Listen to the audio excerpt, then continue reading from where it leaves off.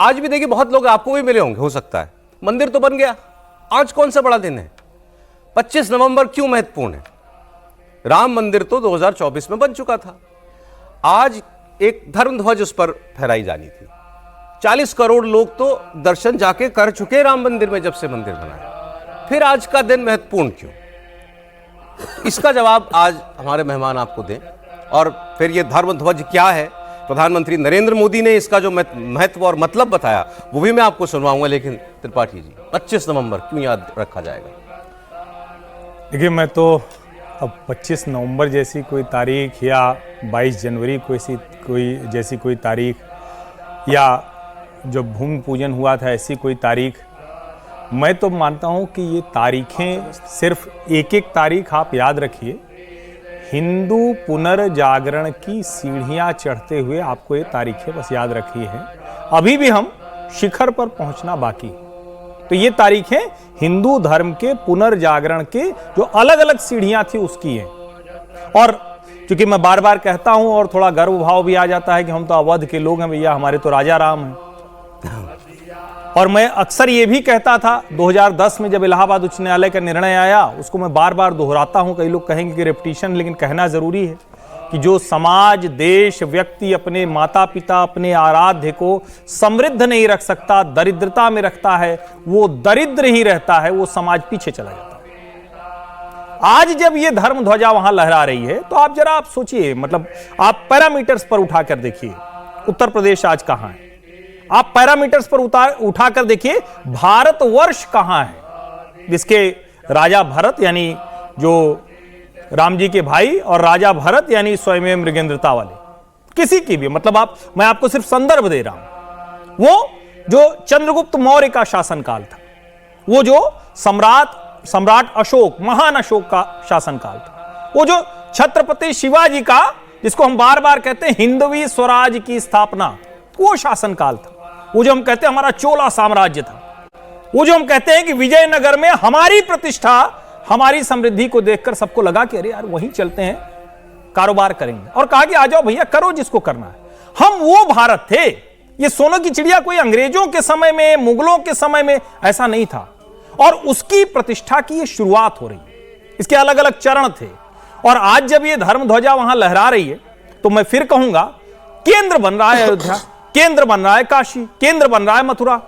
और जब केंद्र हमारा मूल पर लौटेगा तो हमको अलग से कुछ बताने करने की जरूरत नहीं होगी। सोचिए कितने कुपढ़, कितने क्या कहें, मतलब शब्द भी उनके लिए क्या कहा जाए, वो इस स्थान पर क्या बनवाना चाह रहे थे, आप जरा सोचिए।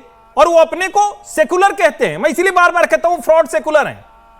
यानी राम जी का घर जहां है, राम जी जहां पैदा हुए, वहां कह रहे थे कि जब विश्वविद्यालय बना दो। कुछ मूर्ख किस्म के लोग तो कह रहे थे शौचालय बना दो, कुछ कहते थे अस्पताल बना दो। सब बनेगा भैया। ये यहां सिर्फ वो सिटी स्मार्ट नहीं होने जा रही है अयोध्या। अयोध्या में जो कुछ आप कल्पना कर सकते हैं, शोध से लेकर, स्वास्थ्य से लेकर, शिक्षा से लेकर, अन्न से लेकर, सब वहां बनेगा। और उसकी स्थापना हो रही है। और जब राम जी का ये मंदिर बना था बाल स्वरूप का, तो सब कह रहे थे भाई अभी पूरा नहीं हुआ। राम दरबार बना, सप्तऋषि बने, जटायु जी का भी है, गिलहरी की भी प्रतिष्ठा है, संत तुलसीदास तो हैं ही। और तब जब एक प्रधानमंत्री खड़ा होकर वहां, और मैं फिर कह रहा हूं, ये हिंदू पुनर्जागरण की सीढ़ियां चढ़ते हुए देखिए, सरसंघ चालक डॉक्टर मोहन भागवत और नरेंद्र मोदी उसके प्रतीक भर हैं। हर हिंदू के मन में वही भाव है जो हाथ जोड़े धर्म ध्वजा के सामने नरेंद्र मोदी के मन में था। अब ये धर्म ध्वजा का महत्व क्या है?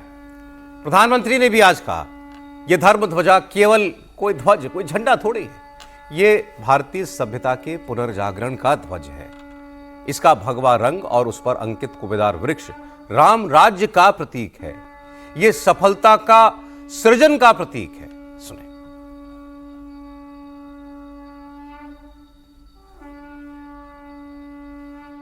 ये धर्म ध्वजा केवल एक ध्वजा नहीं, ये भारतीय सभ्यता के पुनर्जागरण का ध्वज है। इसका भगवा रंग, इस पर रचित सूर्यवंश की ख्याति, वर्णित ओम शब्द और अंकित कोविदार वृक्ष राम राज्य की कीर्ति को प्रतिरूपित करता है। ये ध्वज संकल्प है, ये ध्वज सफलता है, ये ध्वज संघर्ष से सृजन की गाथा है, ये ध्वज सदियों से चले आ रहे स्वप्नों का साकार स्वरूप है। ये ध्वज संतों की साधना और समाज की सहभागिता की सार्थक परिणति है।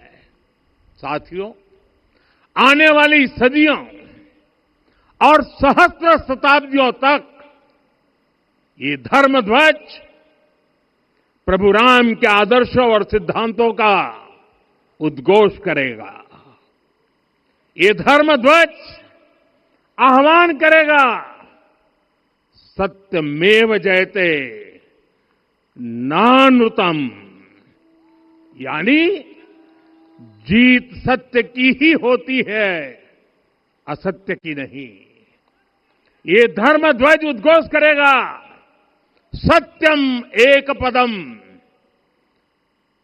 ब्रह्म सत्य धर्म प्रतिष्ठित, अर्थात सत्य ही ब्रह्म का स्वरूप है, सत्य में ही धर्म स्थापित है।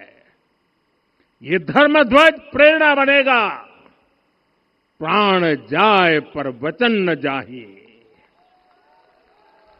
अर्थात जो कहा जाए वही किया जाए।